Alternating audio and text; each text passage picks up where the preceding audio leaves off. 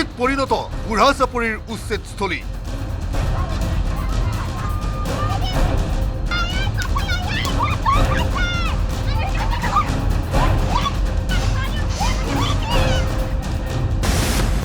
প্ৰশাসনৰ উচ্ছেদ অভিযানত বাধা বেদখলকাৰীৰ।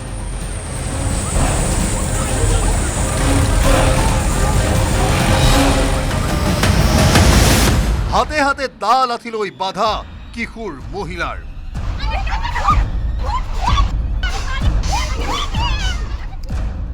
বছৰ বছৰ ধৰি বন বিভাগৰ ভূমি দখল কৰি বসবাস কৰি আহিছিল প্ৰায় 710টা পৰিয়ালে। সোমবাৰে পুৱাৰে পৰা কেইবাখনো বুলডোজাৰেৰে শোণিতপুৰৰ বুঢ়াচাপৰি বনাঞ্চলৰ আৰিমৰা চৰ, গণেশ টাপু চৰ, লাঠিমাৰী চৰকে ধৰি কেইবাটাও চৰত শোণিতপুৰ জিলা প্ৰশাসনে চলালে উচ্ছেদ অভিযান।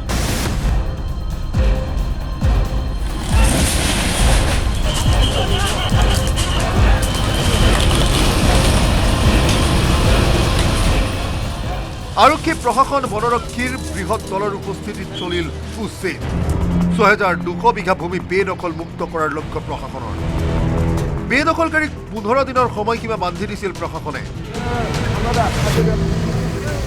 পূৰ্বেও চৰকেইটাত চলিছিল উচ্ছেদ, কিন্তু মাতব্বৰৰ সহযোগত পুনৰ বেদখলকাৰীয়ে সাজিছিল ঘৰ।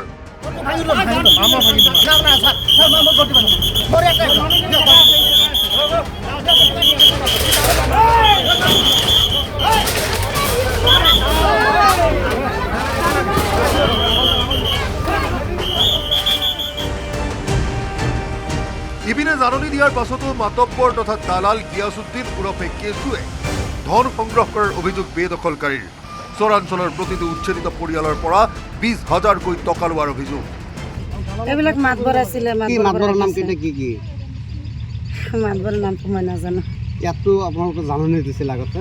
জাননী দিছিলে, কিন্তু জাননী দিয়াৰ পিছতো টকা লৈ গৈছে, কৈছে নাভাঙে বুলি কৈছে। টকা মানুহ উঠাই লৈ গৈছে। কোনে লৈ গৈছিলে? গেছু বোলে লৈ গৈছে, মানুহ কৈছে। গেছুৱে টকা লৈছে। কি এনে কি কৰে নাজানো। কি ঈশ্বৰৰ মাতব্বৰ আছিল নেকি? মাতবৰি কৰে, অলপ মাতবৰি কৰে। কৈছে এইবিলাক নাভাঙে, পইচা দিলে থাকি যাব, তেনেকুৱা। কিমান দিন আগত কৈছিল আপোনালোকক? কিমান টকা লুটিছে আপোনালোকৰ পৰা? বহুত টকাই লৈছে। প্ৰত্যেকজন ঘৰৰ পৰা কিমানকৈ লৈছে? টকা লৈছে। আগত 15,000 কৰি লৈছে, পিছত 5,000 কৰি লৈছে। ইপিনে অসমখনক সুৰক্ষিত কৰি ৰাখিবলৈ উচ্ছেদ অব্যাহত থাকিবই বুলি মন্তব্য কৰিছে ৰাজ্যিক বিজেপিৰ সাধাৰণ সম্পাদক পল্লৱ লোচন দাসে।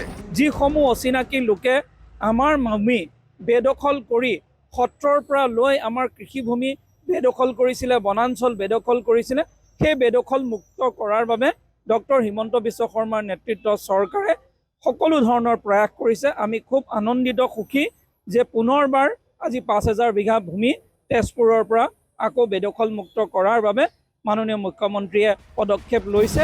বুঢ়াচাপৰিৰ পৰা হেমন্ত কুমাৰ নাথ আৰু Mujammil Haque report, news ১৮ Assam north east. আপুনি বিচৰা বাতৰি পাব কেৱল নিউজ ১৮ এপত। নিউজ ১৮ এপ ডাউনলোড কৰিবলৈ স্কেন কৰক এই QR কোড। গুগল প্লে ষ্টৰতো পাব এই নিউজ ১৮ এপ।